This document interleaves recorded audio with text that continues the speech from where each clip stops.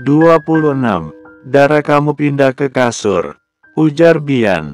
Dara yang baru saja menutup matanya kembali membuka matanya. Maksud Bapak apa? Kamu pindah ke kasur? Saya masih harus kerja, saya butuh sofa ini. Kerja? Ini sudah malam Pak, sudah waktunya istirahat. Saya tahu, tapi pekerjaan saya lebih penting. Baiklah Pak, ujar Dara kemudian bangun dari tidurannya. Loh, Bapak mau kemana? Katanya mau kerja. Saya mau mengambil laptop saya, Dara. Oh, ujar Dara kemudian merebahkan tubuhnya. Akhirnya dia bisa tidur di kasur. Makasih Pak, gitu dong Pak. Itu baru laki-laki sejati, ujar Dara saat Bian hendak membuka pintu. Bian hanya menoleh sebentar dan kembali fokus pada tujuannya. Dinginnya kumat lagi, gumam Dara. Bian tidak peduli, dia lebih memilih keluar kamar. Suasana rumahnya tampak sepi, penghuninya sudah di kamar masing-masing. Bian jalan menuju kamar Doni. Tok tok tok, ceklek. Ada apa Bian? Ke pos jaga sekarang dan matikan CCTV. Lakukan itu tanpa sepengetahuan penjaga. Doni menatap bingung Bian. Untuk apa Bian? Ini sudah malam, lo jangan aneh-aneh. Lakukan sekarang Doni, ini ada masalah penting, besok gue kasih tahu. Begitu lo berhasil kirim pesan pada gue. Iya Bian iya, ganggu saja orang lagi istirahat juga. Omel Doni kembali ke kamar mengambil ponselnya. Setelah Doni pergi, Bian kembali ke lantai 2. Beberapa menit kemudian Bian ada pesan dari Doni. Gue sedang ngobrol dengan penjaga. CCTV sudah gue matikan. Lo harus cepat sebelum penjaga sadar. Kerja bagus Doni, ujar Bian. Bian melangkah kamar Dedi dan ibu tirinya berada. Bian memeriksa kamar dadinya terlebih dulu. Selanjutnya memeriksa kamar kedua ibu tirinya. Terkadang Bian heran melihat dadinya dan kedua istrinya. Mereka tinggal di satu rumah tapi bisa saling akur begitu. Mereka juga terlihat kompak. Bahkan bisa dibilang hubungan kedua istrinya sudah seperti adik kakak. Entah apa yang dilakukan dadinya, hingga kedua istrinya bisa seakur itu. Terlebih setelah mominya meninggal, mereka berdua terlihat semakin kompak lagi. Alis Bian terangkat begitu mendapati pintu kamar Ayu bisa dibuka. Itu berarti Ayu tidur bersama dadinya. Bian membuka perlahan pintu kamar Ayu. Bian menyalakan lampunya. Bian lega saat tidak menemukan Ayu di kamarnya. Bian langsung menuju lemari kecil di samping kasur. Bian mencari apa saja yang berhubungan dengan ibu tirinya. Selama ini Bian terlalu cuek dan benci hingga tidak tahu apa-apa tentang ibu tirinya. Bahkan saat dadinya memintanya memanggil Ayu dengan sebutan Momi, Bian tidak pernah mau. Gerakan tangan Bian berhenti begitu melihat foto orang tua. Bian langsung mengambil ponselnya dan ngefoto-foto itu. Bian penasaran siapa orang tua itu. Selanjutnya Bian kembali memeriksa isi laci yang lain. Alis Bian terangkat saat melihat majalah dan sampul luarnya terpampang nyata foto Ayu. Jadi dia pernah jadi model, gumam Bian begitu melihat dengan jelas fotonya, juga nama Ayu. Selama ini Bian pikir ibu tirinya itu hanya usaha salon dan klinik kecantikan. Kedua ibu tirinya itu memang punya usaha yang sama. Bian mengembalikan cepat majalahnya. Mengingat ibu tirinya model, Bian memutuskan mencari informasinya dari media saja. Setelah menyimpan majalahnya ke tempat semula, Bian cepat-cepat mematikan lampu kemudian keluar dari kamar. Gerakan Bian tiba-tiba berhenti saat melihat Ayu jalan ke arah kamarnya. Bian masuk cepat ke dalam kamar dan menutupnya dengan cepat. Bian berlari ke arah pintu balkon, dan berusaha membukanya cepat. Tak, jantung Bian berdebar cepat saat lampu dinyalakan. Bian yang belum sempat keluar memilih bersembunyi di balik tirai. Bian menahan nafasnya dan berusaha agar tidak bersuara. Masalahnya pasti akan sangat besar ini jika sampai dia ketahuan. Sementara itu Ayu yang sudah masuk kamarnya, dengan santainya jalan ke arah lemarinya, mengambil baju tidurnya. Ayu membuka bajunya dengan perlahan. Bian semakin menyembunyikan wajahnya, dia benar-benar tidak mau melihat tubuh ibu tirinya. Bian mengangkat kepalanya saat mendengar pintu kamar mandi dibuka. Bian cepat-cepat membuka pintu. Ayu yang kembali keluar kamar mandi menoleh saat mendengar pintu tertutup. "Siapa itu?" tanya Ayu dan jalan cepat ke arah pintunya. Ayu membuka cepat pintu penghubung balkonnya. Bian yang tidak ingin ketahuan nekat melompat dari lantai 2. Gedebuk, terdengar suara Bian terjatuh. Ayu melotot mendengarnya. "Siapa itu? Tolong! Tolong ada maling!" Ayu langsung berteriak. "Tolong! Tolong ada maling!" Ayu kembali berterik sambil keluar dari kamarnya. Sementara itu Bian yang jatuh berusaha menahan sakitnya dan berlari ke arah pintu masuk halaman belakang. "Tolong! Tolong ada maling!" Ayu masih terus teriak. "Di mana maling?" tanya Agung Purnama keluar dari kamarnya. Sinta, Nadia, juga ikutan keluar dari kamarnya. Bahkan beberapa pekerja juga. "Di halaman belalang Mas. Aku lihat malingnya keluar dari kamarku. Dia melompat dari balkon Mas." "Aduh Ayu, kalian cepat periksa halaman belakang dan nyalakan semua lampu. Kita harus menemukan maling itu," ujar Agung Purnama. Agung Purnama kembali masuk kamarnya dan menghubungi penjaganya. "Halo Tuan, kamu kerjanya apa saja? Maling masuk tapi kamu tidak tahu. Cepat periksa CCTV." "Maling Tuan." "Iya cepat periksa CCTV sekarang." "Baik Tuan." Ayu dan yang lainnya masuk kamar Ayu dan memeriksa barang-barang Ayu. Siapa tahu ada yang hilang. Sementara itu Bian sudah sampai kamar kemudian masuk dengan cepat. Huh. Bian mos-mosan. Dara yang sebelumnya sempat ingin keluar saat mendengar ada teriakan tampak heran melihat Bian. "Bapak dari mana? Kenapa mos-mosan begitu? Apa Bapak ikut mengejar malingnya? Apa malingnya ketemu?" tanya Dara. Bian menatap Dara sekilas dan kembali berusaha menetralkan detak jantungnya. "Pak, kenapa Bapak diam saja? Malingnya adalah saya Dara." Dara melotot mendengarnya. "Bapak maling? Gak usah kaget begitu. Saya tidak ada maksud maling. Saya hanya ingin mencari sesuatu dan itu sangat penting. Saat saya mau keluar, ada Tante Ayu. Saya yang tidak ingin ketahuan nekat melompat dari balkon." "Bapak cari apa? Itu urusan saya. Sekarang kamu obati kaki saya," ujar Bian kemudian melangkah ke arah sofa pelan-pelan. Kakinya sangat sakit. Dara nurut dan ikut melangkah ke sofa. Dara jongkok dan memeriksa kaki Bian. "Aduh, pelan-pelan Dara ini sangat sakit," ujar Bian mengaduh. "Kaki Bapak keseleo. Bapak sebaiknya berbaring di kasur saja. Ayo Pak saya bantu." Bian nurut dan berusaha bangun dari duduknya. Dara membantu Bian bangun dan memapahnya ke arah kasur. "Pelan-pelan Pak," ujar Dara kemudian menarik selimut. "Bapak tidurnya dengan bantal yang lebih rendah saja." "Terserah kamu." Dara menatap Bian kesal. "Lagi sakit saja masih nyebelin. Kaki mana yang sakit Pak?" "Kaki kanan yang paling sakit." Dara mengangguk kemudian mengambil bantal guling. Dara meletakkan kaki Bian di atas bantal guling. "Bapak jangan banyak gerak dulu, saya mau ambil air kompresan terlebih dulu," ujar Dara. "Iya." Dara melangkah keluar dari kamar.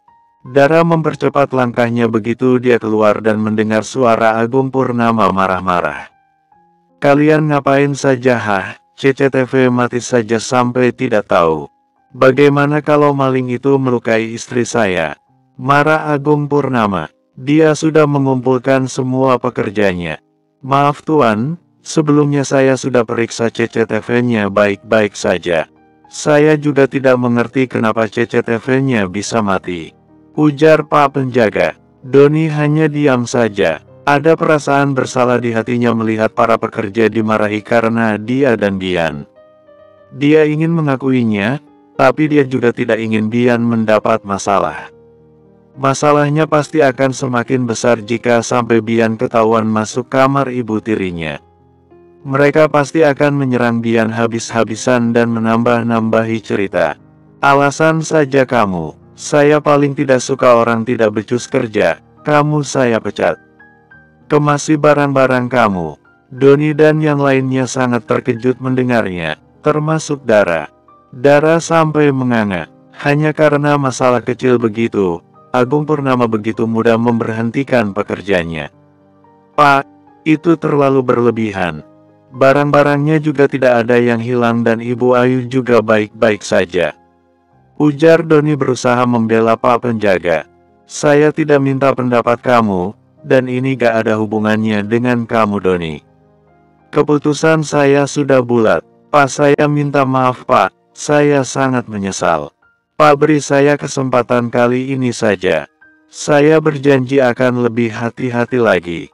Pak, tolong saya, anak-anak saya masih sekolah, mereka butuh biaya Pak. Mohon Pak Penjaga, saya tidak peduli, ujar Agung Purnama membalikkan badannya. Doni menunduk, dia semakin merasa bersalah. Sementara Dara tidak tega melihat Pak Penjaga. Dia jelas tahu, ini bukan kesalahan Pak Penjaga. Sayalah malingnya. Pak Penjaga tidak salah, jangan pecat dia. Ujar Dara tiba-tiba. Semua sangat terkejut mendengarnya. Bersambung. 27. Ayu menatap marah pada Dara kemudian jalan cepat menghampiri Dara. Plak. Ayu menamparkan keras Dara. Dara sangat terkejut dan langsung memegangi pipinya. Sementara itu Doni mengepalkan kuat tangannya. Belum selesai keterkejutannya karena pengakuan tiba-tiba Dara. Sekarang ditambah lagi Ayu yang langsung menamparnya. Dara memejamkan matanya menahan rasa sesak di hatinya. Dara sekuat tenaga menahan tangisnya. Tamparan mamanya tidak seberapa sakitnya, bila dibandingkan dengan rasa sakit di hatinya. Kurang ajar kamu Dara, ngapain kamu masuk ke kamar saya hah? Apa kamu ingin balas dendam? Atau mau maling lagi? Dasar perempuan tidak tahu diri. Perempuan sialan. Perempuan miskin. Marah Ayu menunjuk Dara. Dara hanya menundukkan kepalanya dan mengepalkan kuat tangannya, menahan rasa sakit di hatinya. Ayu kembali mengangkat tangannya hendak memukul Dara. Stop Tante, jangan terlalu kasar pada Dara. Dara pasti punya alasan kenapa melakukan itu. Tante jangan main hakim sendiri. Ujar Doni menahan tangan cepat tangan Ayu. Minggir kamu Doni, ini bukan urusan kamu. Ini urusan saya dengan perempuan tidak tahu diri ini. Tentu saja ini urusan saya, karena sayalah yang telah membantu Dara. Ujar Doni. Plak. Doni sangat terkejut, begitu juga dengan Dara dan yang lainnya saat Agung Purnama tiba-tiba menamparkan Doni. Apa maksud kamu membantu Dara? Apa kalian sedang merencanakan kejahatan pada istri saya? Dasar kalian manusia-manusia tidak tahu diri, bisanya buat kacau saja. Marah Agung Purnama. Dara yang sebelumnya menunduk mengangkat kepalanya. Kami tidak merencanakan kejahatan sama sekali Pak. Saya hanya ingin melihat baju itu. Baju yang saya pakai dan Tante Ayu akui adalah baju miliknya. Saya hanya butuh pembuktian apa Tante Ayu benar-benar mempunyai baju itu atau tidak. Baju itu sangat berarti untuk saya. Saya ingin mengumpulkan kelima baju itu. Ujar Dara mengarang cerita. Ayu yang sebelumnya sangat marah seketika was-was. Baju miliknya jelas-jelas tidak ada di rumah ini, dan entah di mana sekarang. Ayu sering pindah-pindah dan bajunya sangat banyak. Jadi mana ingat dia bajunya berceceran di mana saja. Dia hanya ingat dia pernah punya baju itu. Kami minta maaf Pak, terutama saya pribadi. Saya sangat tahu cara saya salah, tapi hanya itu satu-satunya cara agar saya bisa menemukan baju itu. Saya sebenarnya ingin minta pada Tante Ayu, tapi saya yakin Tante Ayu tidak mungkin mau memberikannya. Sekali lagi saya minta maaf Pak, Tante dan semuanya. Ujar Dara lagi. Jelas saja saya tidak mau memberikannya pada kamu. Memangnya siapa kamu? Ujar Ayu menatap tidak suka pada Dara. Dara menatap mamanya kemudian berlutut di kaki Dara. Ayu kembali terkejut. Saya mohon Tante, Tolong berikan baju itu pada saya. Saya sangat butuh baju itu tante. Saya akan bayar dengan harga 100 kali lipat. Bila perlu apapun yang tante minta akan saya berikan, termasuk nyawa saya juga. Ujar Dara sengaja. Dara sangat tahu, baju itu gak mungkin bisa diberikan mamanya. Bagaimana kalau baju itu ditukar dengan Bian? Ujar Sinta yang diam saja dari tadi. Maksudnya, Ayu akan memberikan baju itu, tapi kamu harus menceraikan Bian dan pergi jauh-jauh dari hidup Bian. Tante saya sangat mencintai suami saya tidak mungkin menceraikannya. Saya akan berikan apa saja tante, asal bukan suami saya. Ujar Dara pura-pura, tapi kami hanya ingin Bian. Dara menundukkan kepalanya. Itu gak mungkin tante, kalian bisa minta apa saja selain Bian. Ujar Dara pelan. Salah satu usaha Dara supaya keluarga Bian yakin kalau dia dan Bian saling mencintai. Sayangnya yang kami butuhkan hanya Bian. Kami akan beri waktu kamu berpikir. Jika kamu berubah pikiran segera beritahu kami. Ayo semua kita kembali ke kamar. Ganggu istirahat saja, ujar Sinta kemudian pergi ke kamarnya diikuti Nadia. Lepas kaki saya Dara. Dan jangan sampai kamu masuk kamar saya lagi. Jika sampai kamu ketahuan masuk kamar saya tidak akan segan-segan mengusir kamu dari rumah ini. Unar Ayu kemudian pergi ke kamarnya. Jaga sikap kamu Dara, sekalipun kamu istri Bian, bukan berarti kamu bisa seenaknya. Kali ini kamu saya maafkan tapi tidak lain kali. Ujar Agung Purnama. Tapi Pak penjaga tidak jadi dipecatkan Pak. Ini salah saya benar-benar menyesal Pak. Iya, Pak Ijul bisa bekerja kembali. Kalian semua kembali ke kamar masing-masing. Ujar Agung Purnama kemudian pergi ke kamarnya. Terima kasih banyak Tuan, ujar Pak penjaga senang. Agung Purnama tidak lagi menoleh dan terus melangkah. Dara, kamu tidak akan menukar Bian dengan baju itu kan? Tanya Doni begitu tinggal mereka berdua. Dara menatap Doni dan menggelengkan kepalanya. Tentu saja tidak Pak, baju itu hanya alasan saja. Hanya itu satu-satunya alasan saya. Tapi kenapa kamu berbohong? Jelas-jelas bukan kamu pelakunya. Saya tahu Pak Bianlah pelakunya. Saya hanya tidak ingin ibu tirinya semakin membencinya, terlebih lagi ayahnya. Apa kata Pak Agung nanti kalau dia tahu anaknya memasuki kamar ibu tirinya? Begitu juga dengan pekerja di rumah ini. Mereka bisa berpikir yang aneh-aneh jika ketahuan Pak Bian memasuki kamar ibu tirinya diam-diam. Jelas Dara, kamu benar Dara. Jika sampai Bian ketahuan maka masalahnya pasti akan sangat besar. Itu juga yang aku pikirkan, makanya aku tidak berani mengaku. Terima kasih banyak Dara, kamu sudah mau berkorban untuk Bian. Saya akan memberitahukan ini pada Bian supaya kamu diberi bonus yang banyak. Sekali lagi terima kasih Dara. Iya Pak, sama-sama. Gimana pipi kamu, apa sakit? Masih ada sedikit nyut-nyutannya Pak. Bapak sendiri gimana? Sama Dara. Sebaiknya kamu kompres wajah kamu, supaya cepat membaik. Ah iya Pak, ini juga mau ambil kompresan buat Pak Bian, kakinya keseleo. Keseleo, iya Pak, dia melompat dari lantai 2. Alis Doni terangkat. Pantas saja Bian tidak memunculkan batang hidungnya. Kalau begitu saya lihat dia dulu. Kamu ambil air kompresannya. Iya Pak. Sementara itu di kamar Ayu tampak Ayu, Sinta dan Nadia sedang sibuk memeriksa lemari-lemari Ayu. Ingat-ingat dong Yu, kamu simpan di mana bajunya. Ini kesempatan bagus Yu. Si Dara itu sampai berbuat nekat, itu berarti bajunya memang sangat berarti untuk dia. Kita bisa mengajaknya bekerja sama melalui baju itu. Aku yakin dia tadi hanya pura-pura saja itu gak mau menukar bajunya dengan Bian. Padahal sebenarnya dia ingin banget. Hanya saja dia gengsi karena kita semua ada di sana. Ujar Sinta. Aku setuju sama Tante. Aku juga yakin dia tidak benar-benar mencintai Bian itu. Dia mau sama Bian juga pasti karena ada maunya, sama seperti kita-kita. Ujar Nadia. Iya aku tahu, tapi masalahnya aku benar-benar lupa ada di mana baju itu. Baju itu udah lama banget, dan memang sudah tidak pernah aku pakai lagi. Bisa jadi baju itu di rumah yang di luar negeri, di apartemen atau malah udah dibuang sama mendiang mamaku. Aku juga tidak tahu, ujar Ayu. Gimana kalau kita tanya desainernya, pada siapa saja baju itu dijual? Nanti kita beli pada mereka. Usul Sinta. Percuma saja, desainernya sudah meninggal. Sebaiknya kita periksa dulu ini lemari-lemariku. Kalau benar-benar tidak ketemu, baru kita pikirkan cara lain.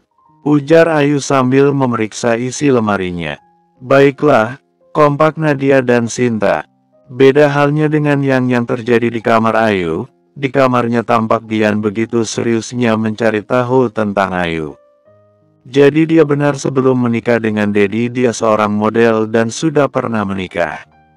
Apa suaminya pertamanya adalah ayah Dara? Di sini nama suaminya Yudi Sanjaya. Yudi Sanjaya terdengar tidak asing. Apa dia salah satu keturunan dari pemilik perusahaan Sanjaya? Jika benar dia keturunan Sanjaya, kenapa Tante Ayu meninggalkannya? Harta kekayaan keluarga Sanjaya sangat banyak. Dia juga tidak perlu merusak kebahagiaan mendiang Momi. Gumam Bian. Alis Bian tiba-tiba terangkat begitu teringat Dara. Jika itu benar, berarti Dara adalah keturunan dari Sanjaya. Apa jangan-jangan ratu itu saudaranya bukan temannya? Ujar Bian. Bian akhirnya memilih mencari tahu tentang keluarga Sanjaya. Bian tiba-tiba menggenggam erat ponselnya begitu melihat ada nama Yudi di bagian anak serta Dara dan Ratu di bagian cicit. Dara cicit kedua dan Ratu cicit keempat. Kamu pembohong Dara, marah Bian dan semakin menggenggam erat ponselnya. Bian, lo kenapa Bian? Tante Doni melihat wajah marah Bian. Doni langsung jalan cepat menghampiri Bian. Bian lo kenapa? Tanya Doni lagi, duduk di ranjang Bian. Dara pembohong, dia sudah membohongi kita. Dia orang kaya dan dia adalah anak Tante Ayu. Dingin Bian. Apa? Kaget Doni. Bersambung. 28. Lo yang benar saja Bian. Gimana ceritanya Dara bisa jadi anak Tante Ayu? Lo bisa lihat sendiri seperti apa perlakuan Tante Ayu padanya, dan gimana tidak sukanya Tante Ayu pada Dara. Gue memang belum bisa membuktikan kebenaran tentang Tante Ayu adalah ibu Dara, tapi tentang Dara yang adalah anak orang kaya gue bisa membuktikan kebenarannya. Lo tahu dari mana? Bian memberikan ponselnya. Baca saja. Doni menurut dan membaca apa isi ponsel Bian. Doni melotot begitu melihat nama Dara dan Ratu. Jadi mereka keturunan dari Sanjaya. Pantas saja Ratu sekaya itu. Terus kenapa lo bisa berpikir Dara adalah anak dari Tante Ayu? Yudi Sanjaya adalah mantan suami dari Tante Ayu. Di situ ada tertulis mereka memiliki anak satu dan itu perempuan. Lo masih ingat kan Dara bilang baju itu adalah baju ibunya? Dari situ gue mengambil kesimpulan kalau Tante Ayu adalah ibunya Dara. Benar juga, tapi kenapa lo tiba-tiba ada kepikiran untuk mencari tahu tentang mereka di internet? Bukan pikiran tiba-tiba, itulah alasannya kenapa gue masuk kamar Tante Ayu. Gue ingin mencari tahu tentang dia, dan gue menemukan satu majalah, dan di situ ada dia. Dari situlah pikiran mencari tahu tentang dia lebih lanjut. Jawab Bian. Jika Dara benar-benar terbukti anaknya dia, apa rencana lo selanjutnya Bian? Gue akan membalas apa yang pernah dilakukan Tante Ayu pada mendiang Momi melalui Dara. Lo gila Bian, marah Doni. Bian hanya menatap Doni sebentar. Gue tahu, lo memang menyimpan dendam pada Tante Ayu, tapi lo gak berhak membalasnya melalui Dara. Dara juga korban di sini. Lo sudah dengar sendiri dari mulutnya kalau dia ditinggalkan saat usianya belum genap 1 tahun. Sekarang lo mau membalasnya pada Dara. Jika sampai lo melakukannya lo gak pantas disebut laki-laki. Lo percaya dengan ceritanya? Dia saja sudah membohongi kita. Tentang taruhan itu, tentang keluarganya. Gue tidak akan pernah percaya lagi dengan apapun yang keluar dari bibirnya. Oke, gue akui dia memang bohong tentang taruhan itu dan tentang siapa dirinya. Tapi tentang dia yang ditinggalkan sejak usianya belum genap 1 tahun itu gue sangat percaya. Lo bisa lihat sendiri, Tante Ayu saja tidak mengenalinya. Lo tahu dari mana Tante Ayu tidak mengenalinya? Dia itu sangat licik, bisa saja dia pura-pura tidak kenal. Kita tidak tahu seperti masa lalunya. Bisa saja dia ada dendam pada mantan suaminya dan sengaja membalasnya melalui Dara.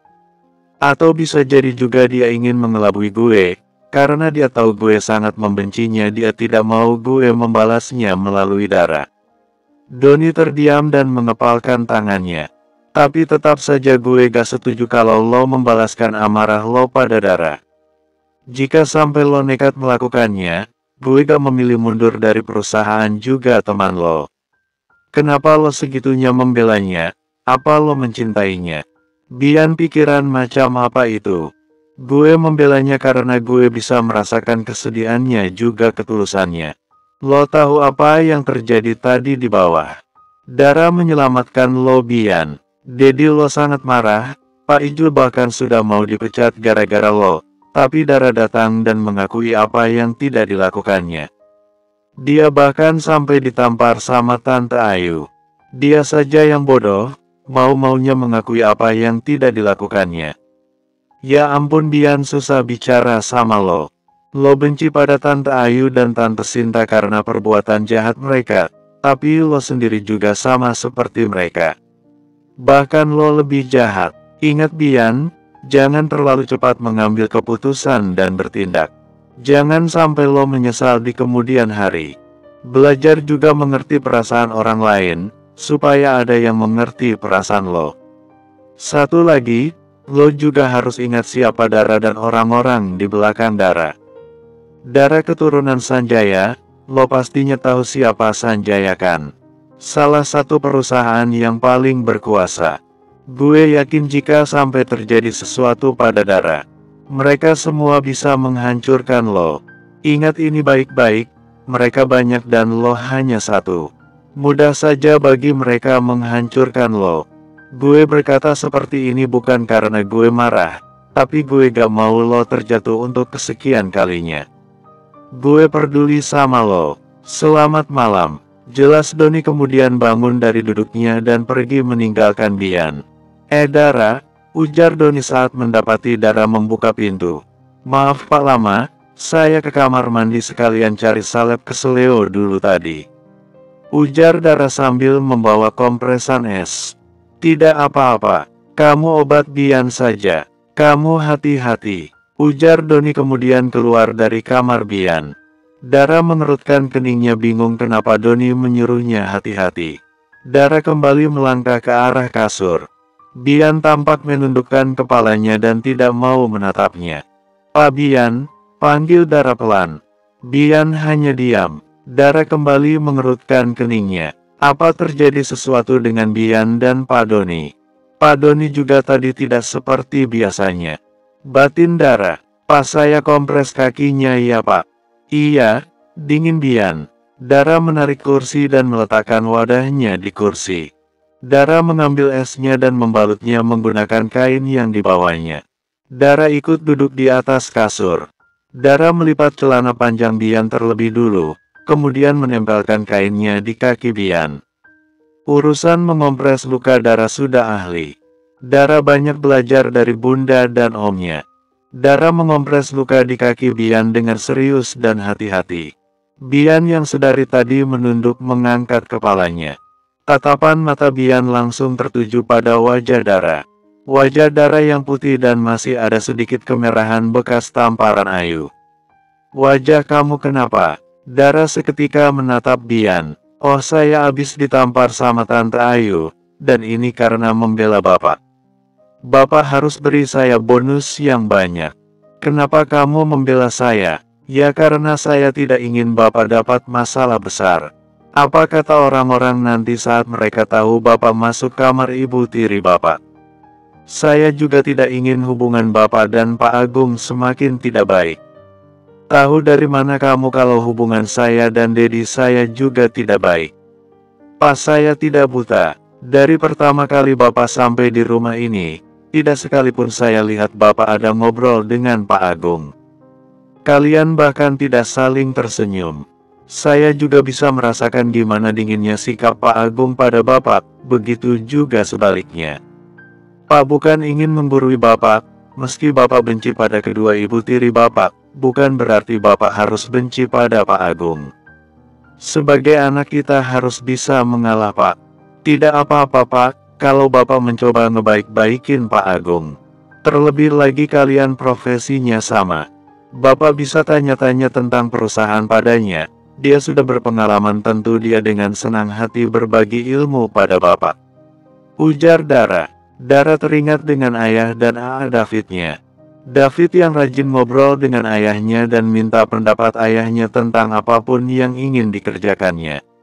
Sampai kapanpun saya tidak sudi bertanya padanya. Kamu tidak tahu apa-apa tentang keluarga saya, jadi jangan sok-sokan memberi saran. Baik Pak, ujar Dara dan langsung fokus dengan kompresannya. Bian masih menatap Dara dan kembali teringat dengan percakapannya dengan Doni.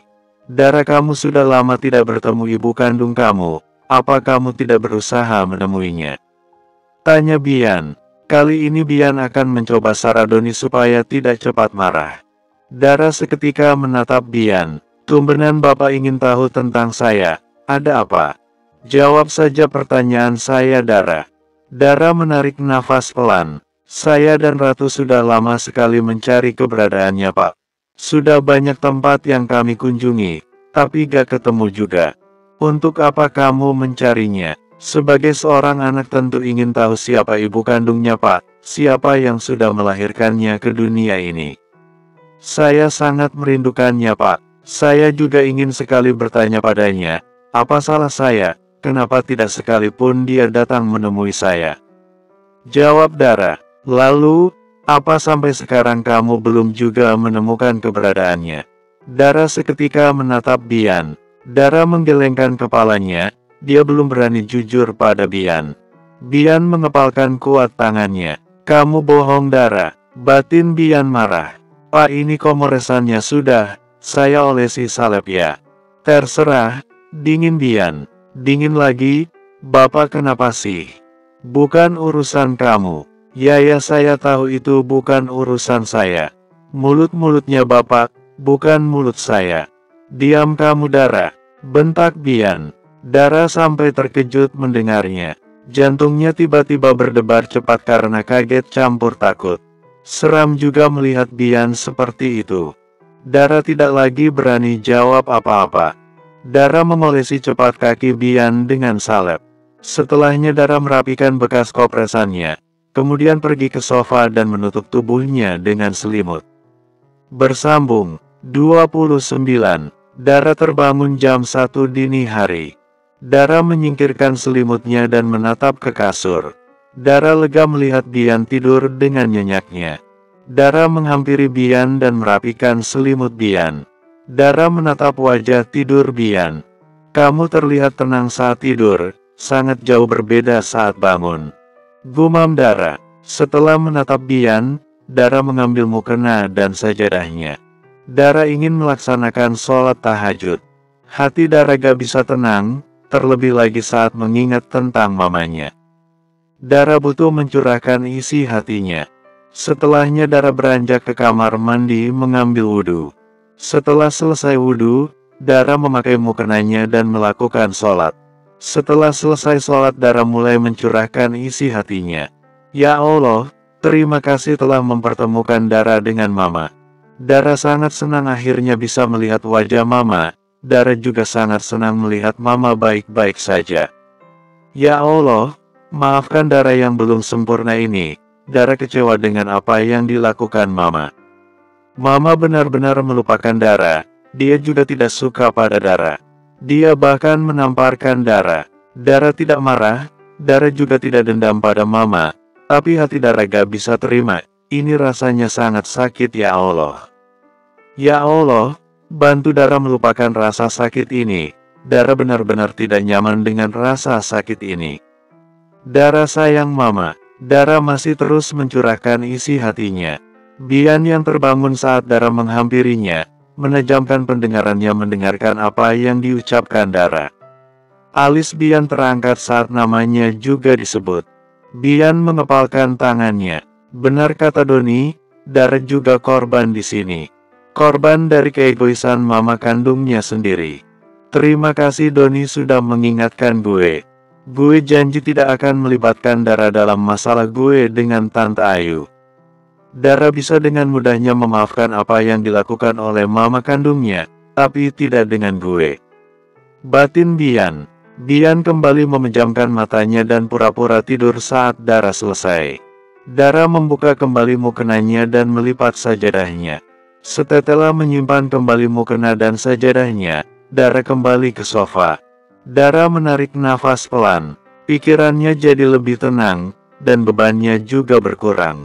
Dara kembali merebahkan badannya dan menarik selimutnya. Asteris.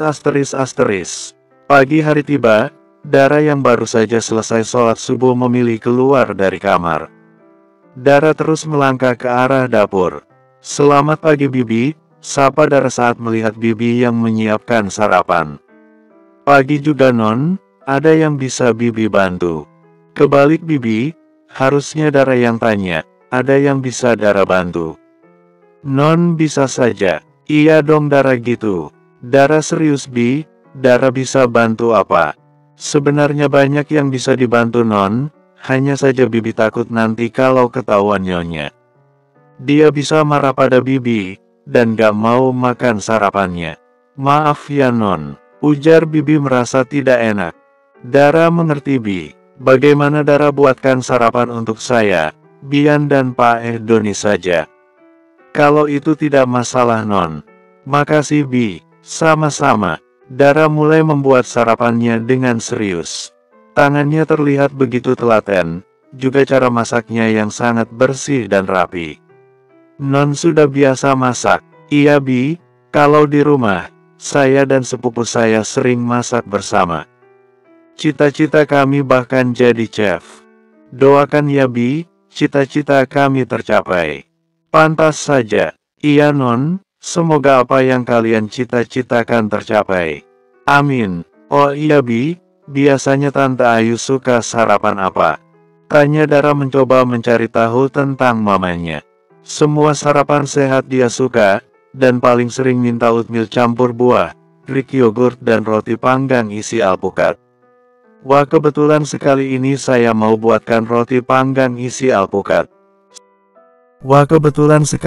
saya mau buatkan roti panggang isi alpukat. Saya sekalian buatkan beberapa biji untuknya ya Bi, siapa tahu dia mau makan.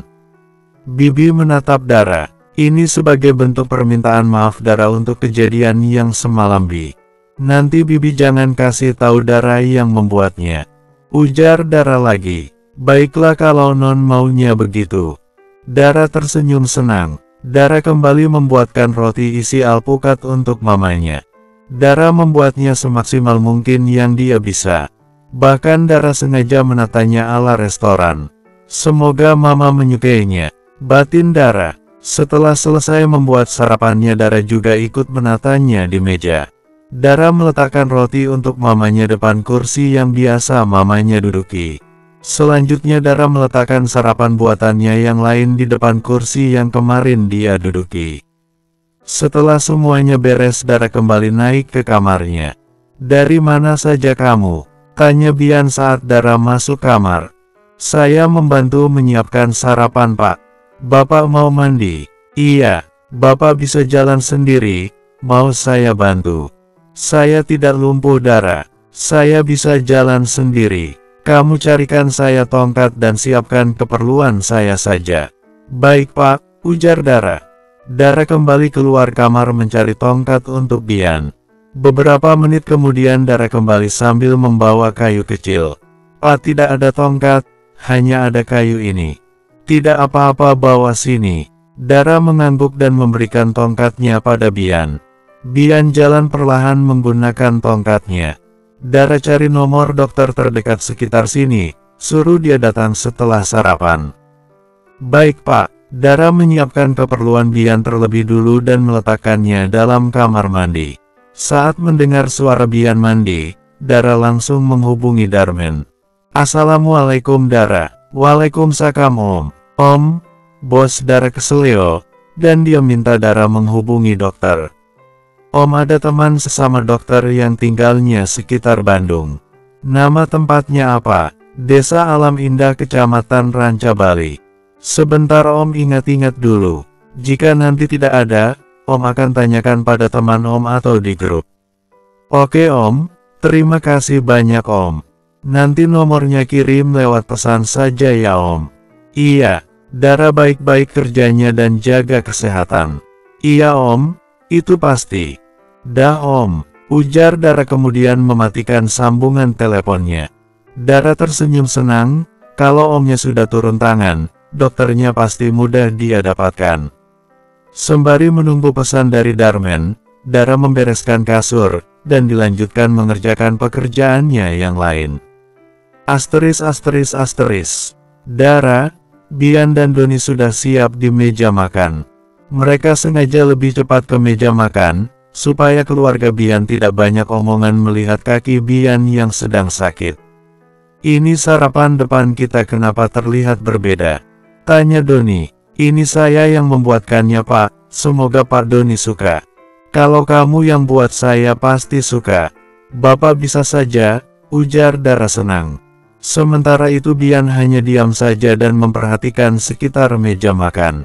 Tatapan Bian berhenti pada roti bakar isi alpukat depan kursi yang biasa Ayu duduki. Bian beralih menatap roti bakar di depannya. Bentukannya persis sama. Bian yakin itu pasti Dara yang membuatnya. Meski begitu Bian tetap memilih diam. Dia tidak mau ikut campur urusan Dara dan mamanya. Bian menoleh begitu melihat dadinya dan yang lainnya datang. Ayu dan Sinta seketika buang muka. Malas banget mereka melihat Bian dan yang lainnya. Sarapan kali ini tidak ada obrolan di antara mereka. Masing-masing mereka memilih diam dan fokus dengan sarapan masing-masing. Ini roti bakarnya rasanya lebih enak, ujar Ayu tiba-tiba sambil makan roti bakarnya dengan lahap. Dara yang sedari tadi memperhatikan mamanya, sangat senang mendengarnya. Terima kasih banyak Ma, batin Dara senang. Benarkah? Aku mau coba juga Ayu, ujar Sinta. Silakan Mbak, ujar Ayu memberikan satu rotinya pada Sinta. Aku juga mau Tante, ujar Nadia. Abis Nadia, itu masih ada depan Darman kamu ambil itu saja, ujar Ayu. Sinta dan Nadia menatap pada roti bakar dan sarapan lain yang di depan Bian. Bibi ini gimana sih, yang tuan rumah itu kita, dan yang tuan besar itu Mas Agung, tapi kenapa sarapannya yang lebih diutamakan tamu gak penting itu? Bibi sini, kesal Sinta. Iya Nyonya, ujar Bibi jalan cepat dari dapur. Ini kenapa Bibi buat sarapannya berbeda? Harusnya yang lebih diutamakan itu kami Bi. Bukan mereka orang-orang tidak penting itu. Bibi udah bosan kerja di sini. Tidak sama sekali Nyonya, Bibi masih ingin kerja di sini. Sarapan itu memang dibuat oleh Non Dara. Sedangkan yang ini Bibi yang membuatnya. Terus roti bakar ini, siapa yang membuatnya? Tanya Ayu. Non Dara, Nyonya, jawab Bibi pelan. Ini rasanya gak enak banget. Jangan-jangan dikasih racun lagi, ujar Ayu berusaha memuntahkan makanan yang dimakannya. Dara mengepalkan tangannya, hatinya yang sebelumnya merasa senang dalam hitungan menit kembali terasa sakit. Tega-teganya ibu kandungnya menuduhnya meracuninya. Dara menundukkan kepalanya, menahan rasa sesak di hatinya. Bian yang diam-diam memperhatikan Dara, memegang kuat sendoknya kemudian melemparnya. Semua mata menatap pada Bian. Kalau rasanya tidak enak jangan dimakan dan jangan menuduh istri saya yang tidak-tidak. Sini biar saya makan semua. Marah Bian kemudian mengambil roti bakar sisa Ayu dan Sinta. Bersambung. 30. Bian mengambil kasar sisa roti, kedua ibu tirinya, kemudian memakannya seperti orang kesetanan. Ayu dan Sinta sampai menelan ludah melihatnya. Mereka juga mau, mereka juga belum kenyang. Tahu gitu, tadi mereka diam saja. Bian terus memakannya sampai habis dan tidak bersisa. Dara sampai melongong melihat, sedangkan Doni diam-diam tersenyum senang. Ini yang diharapkannya, Bian membela Dara bukan malah membalaskan kemarahannya pada Dara. Sekarang sudah lihat bukan, saya baik-baik saja dan tidak keracunan. Rasanya bahkan sangat enak. Saking enaknya saya sampai gak bisa berhenti makan. Ujar Bian menatap ibu tirinya. Ayu hanya diam dan tidak berani menjawab. Bian terus menatap kesal pada Ayu.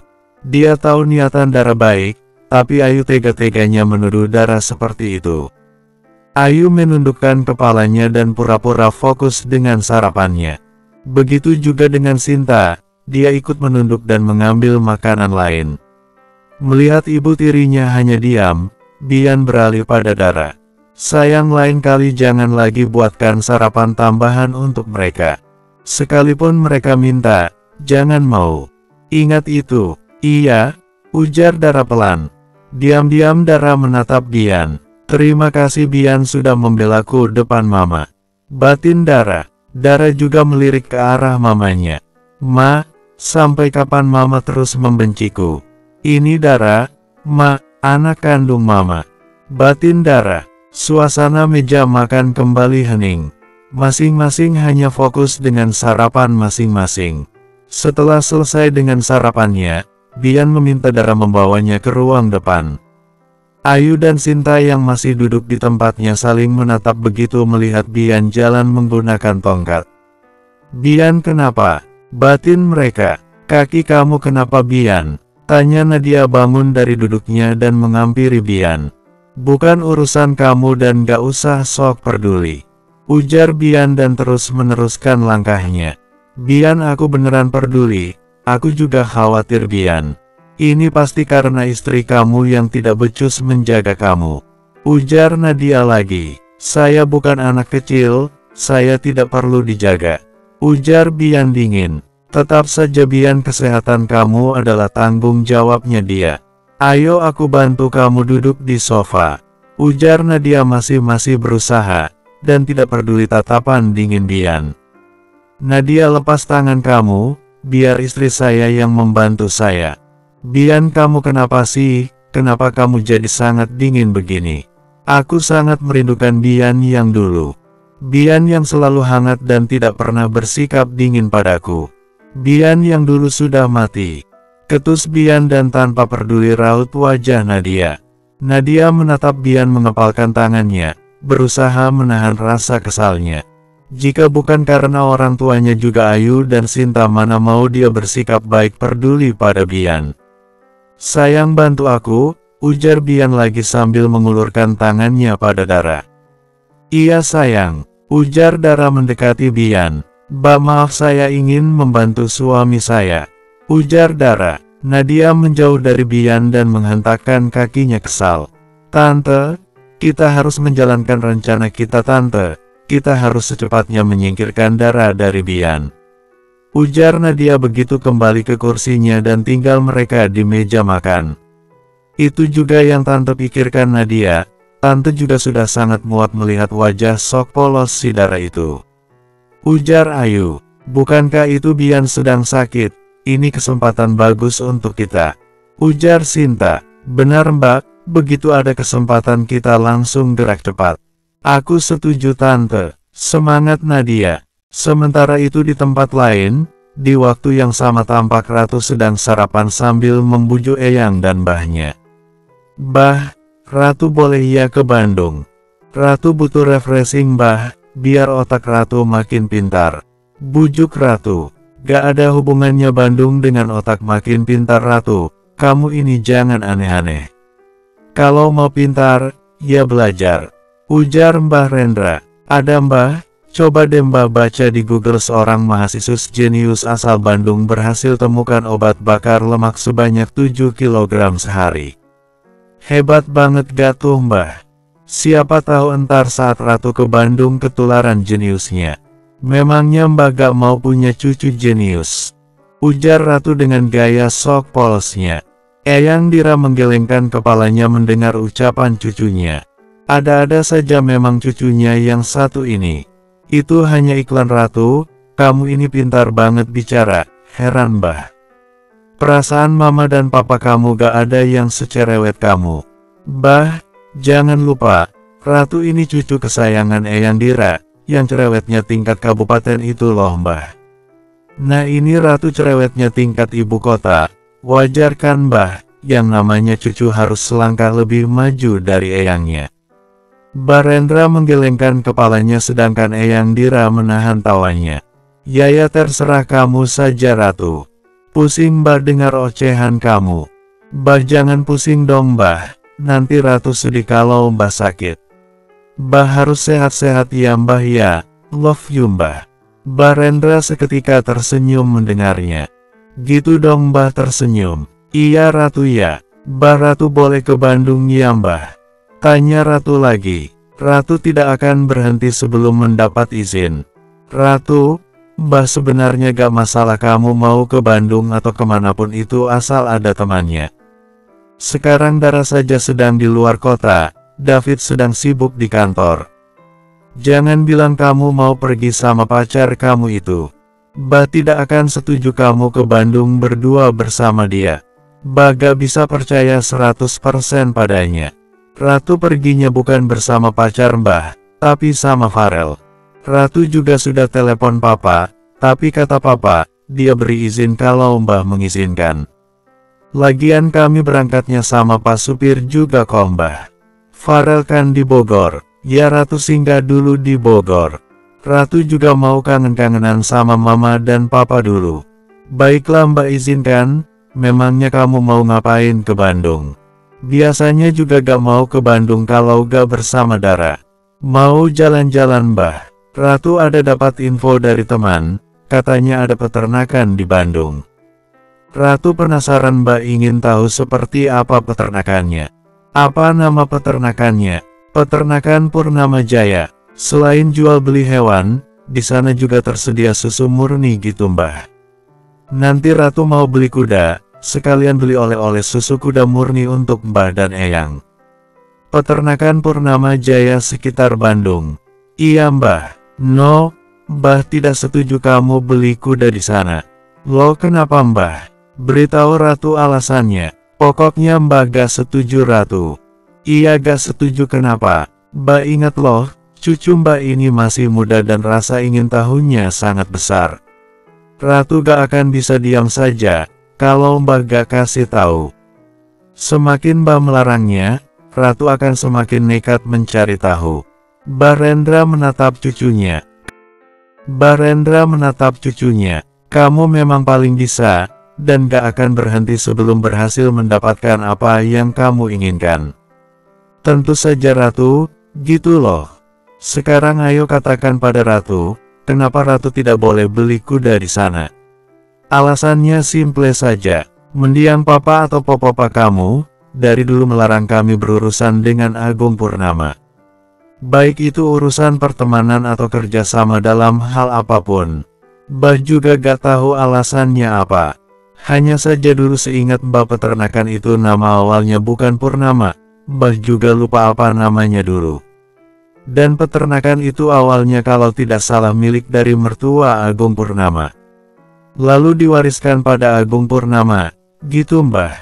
Bisa jadi, Mbah juga gak begitu tahu tentang keluarga mereka.